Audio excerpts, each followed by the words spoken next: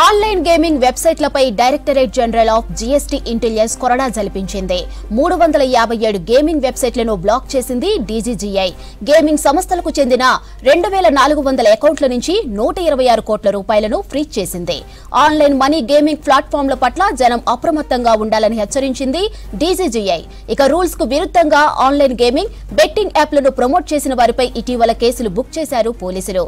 వారిని వరుసగా విచారణ జరుపుతున్నారు. ఆన్లైన్ గేమింగ్ వెబ్సైట్లపై directorate general of GST intelligence కొరడా జలిపించింది. 357 గేమింగ్ వెబ్సైట్లను బ్లాక్ చేసింది డీజీజీఐ. గేమింగ్ సంస్థలకు చెందిన 2400 అకౌంట్ల నుంచి 126 కోట్ల రూపాయలను ఫ్రీజ్ చేసింది.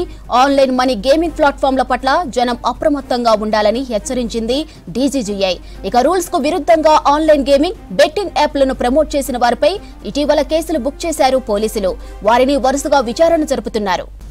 రెటిక ఆన్లైన్ గేమింగ్ కి సంబంధించి మరింత సమాచారం అజయ్ అందిస్తారు. అజయ్, గేమింగ్ సైట్స్ పై యాక్షన్ కి సంబంధించి అప్డేట్స్ ఏంటి?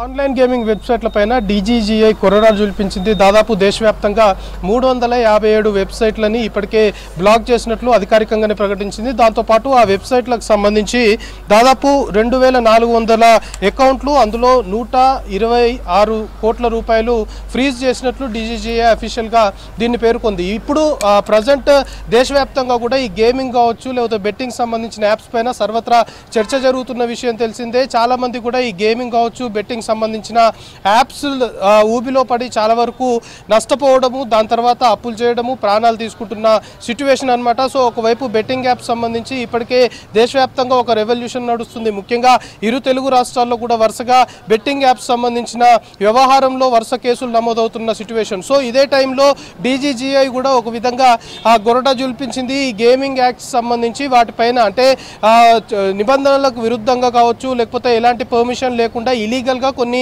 గేమింగ్ సంబంధించిన వెబ్సైట్లు నడుస్తున్నాయి. సో ఆ ఇలీగల్గా నడుస్తున్న గేమింగ్ సంబంధించిన వెబ్సైట్లోనే చాలామంది ఎవరైతే యువత అందులో ఇన్వాల్వ్ అవ్వడము, సో ఆ గేమింగ్ యాప్స్లో వన్స్ లాగిన్ అయిన తర్వాత చాలా వరకు ఆ ఊబిలో చిక్కుకొని నష్టపోవడము, ఆర్థికంగా ఇబ్బందులు పడడము, ఆర్థిక సంక్షోభంలో కూరుకుపోవడము, దాని తర్వాత చావేశరణ్యంగా ఆత్మహత్యలు చేసుకోవడం. సో ఇలాంటి పరిస్థితులు ఉన్నాయి. ఇప్పుడు జీఎస్టీ ఇంటెలిజెన్స్ సంబంధించి కూడా ఈ వెబ్సైట్లన్నింటినీ గుర్తించింది. ఇలీగల్గా నడుస్తున్న వెబ్సైట్లకు సంబంధించి వాటి ఆర్థిక లావాదేవీలు, ఫినాన్షియల్ ట్రాన్సాక్షన్స్ సంబంధించి బ్యాంక్ అకౌంట్స్ అన్నింటినీ కూడా ప్రస్తుతము ఫ్రీజ్ చేయడంతో పాటు ఆ బ్యాంక్ అకౌంట్స్లో ఉన్న దాదాపు 126 కోట్ల వరకు నగదును కూడా ఫ్రీజ్ చేసింది. సో ఇంకా కూడా జీఎస్టీ ఇంటెలిజెన్స్ సంబంధించి ఇంకా ఇది సీరియస్గా ముందుకు వెళ్తాము అనేది కూడా కొంతవరకు అధికారులు భావిస్తున్నారు. ఇంకా చాలా ఇలాంటి ఇలీగల్గా నడుస్తున్నటువంటి గేమింగ్ సంబంధించిన వెబ్సైట్లు, బెట్టింగ్ సంబంధించిన వెబ్సైట్లు ఉన్నాయి. కాబట్టి ముందుగా వెబ్సైట్లకు సంబంధించి ఎక్కడైతే వాటి మూలాలు ఉన్నాయో వాటిని అరికట్టాలని భావిస్తున్నారు. కాబట్టి అన్ని విధాలుగా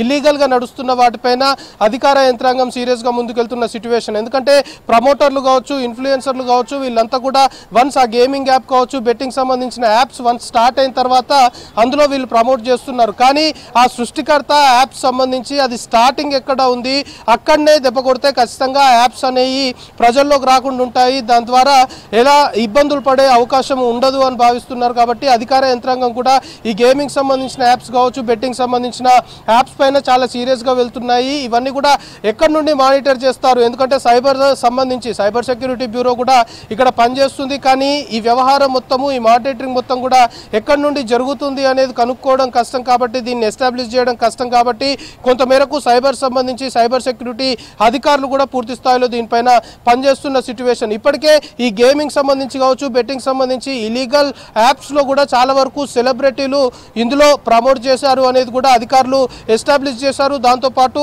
ఈ బెట్టింగ్ సంబంధించిన యాప్స్ దాదాపు దేశవ్యాప్తంగా 700కు పైగా యాప్స్ సంబంధించి సెలబ్రిటీలు కొంతమేరకు అన్ని ఇటు టాలీవుడే కాదు ఇతర భాషలకు సంబంధించిన దాంట్లో కూడా సెలబ్రిటీలు ఇలాంటి బెట్టింగ్ గేమింగ్ యాప్స్లో ప్రమోషన్ చేసినట్లు కూడా ప్రస్తుతం అధికారులు గుర్తించారు. దానిపైన కూడా ఆరాధిస్తున్నారు. సో మొత్తానికి గేమింగ్ యాక్ట్ సంబంధించి గేమింగ్ వెబ్సైట్లు ఏవైతే ఉన్నాయో ఇలీగల్గా గేమింగ్ యాక్ట్కి విరుద్ధంగా ఏదైతే వెబ్సైట్లు నిర్వహణ కొనసాగుతుందో వాటిపైన మాత్రం సీరియస్గా కాన్సన్ట్రేట్ చేస్తున్నారు. ఇప్పటికైతే డీజీజీఐ సంబంధించి 357 గేమింగ్ సంబంధించిన వెబ్సైట్లను గుర్తించి వాటిని బ్లాక్ చేయడంతో పాటు దాదాపు 126 కోట్ల రూపాయల వరకు నగదును కూడా ఈ గేమింగ్ సంబంధించిన వెబ్సైట్ల ద్వారా ఫ్రీజ్ చేసింది. సో ఇంకా మరికొన్ని వెబ్సైట్ల పైన కూడా మరికొన్ని రోజుల్లోనే దీనిపైన ఒక కొరడా జుల్పించనుంది డీజీజీఐ అనేది మనకు తెలుస్తుంది. సో మొత్తానికి గేమింగ్ అండ్ బెట్టింగ్ సంబంధించిన యాప్స్ పైన కేంద్ర ప్రభుత్వం కావచ్చు, ఇటు రాష్ట్ర ప్రభుత్వాలు కూడా సీరియస్గా వెళ్తున్నాయి కాబట్టి ఖచ్చితంగా వీటన్నిటిని అరికట్టే దిశగానే అధికార యంత్రాంగం ముందుకెళ్తుందని చెప్పుకోవచ్చు. Madhuri. Right, thank you Ajay.